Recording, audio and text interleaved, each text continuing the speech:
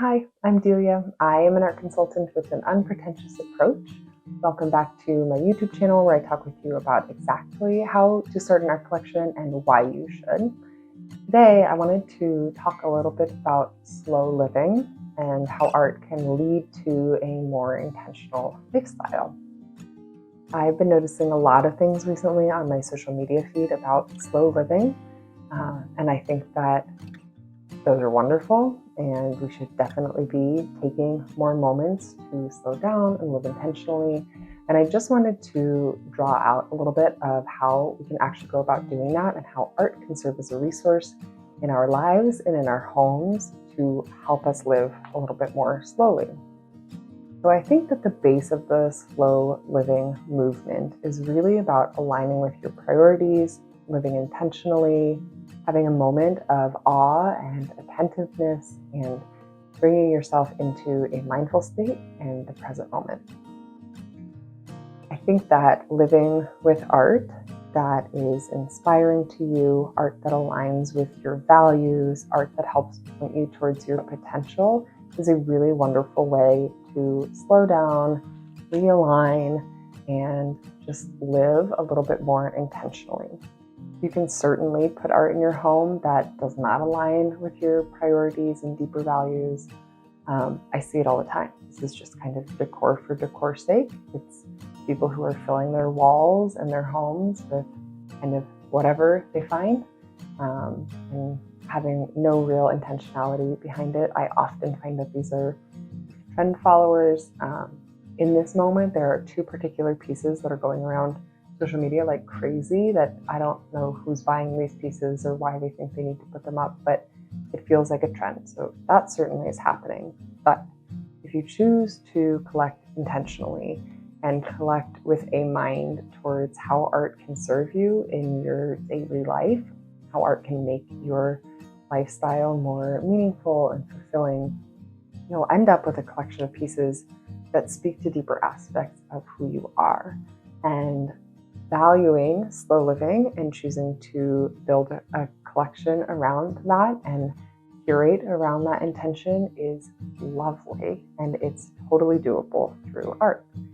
So what that actually looks like, I think it's a matter of assessing what components, what visual cues, what symbols, what metaphors, what narratives really align you with the slower, more intentional aspect of your life. It's personalized. It is dependent on what is out of balance for you, what exactly you need to see as a visual reminder every day to pull you into the present. Beauty and awe, I think, are really legitimate places for that to be explored. I think every time that we have a moment of awe with anything, it's really an embodied moment. It is a slow moment. It is a moment of gratitude. It really pulls us into a very micro appreciation of the world that we're in. I think that beauty and aesthetics get, they get kind of a bad rap in the health and holistic wellness world, and that's very fair. And there are aspects of that I think should be challenged.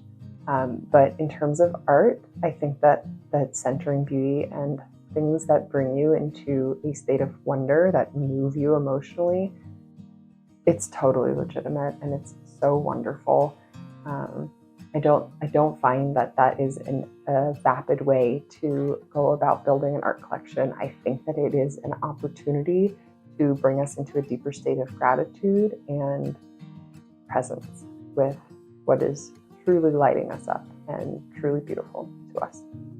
When I'm working with clients, I often offer arts appreciation practices to folks if they're interested in that, which are really just ways of engaging with a piece of art to deepen your appreciation of it and to allow it to kind of enter into the fold of your daily life a little bit more. I think one of the main issues that people have when it comes to art collecting is this discomfort around how we are supposed to engage with a piece of art.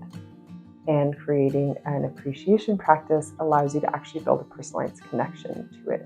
So if slow living is something that you are interested in doing, and you're interested in creating a collection, or you already have an art collection, I encourage you to build a little bit of a practice around those pieces that allows you to be in a responsive relationship to them, where you are taking in components of the piece and allowing yourself to feel them on a really deep level.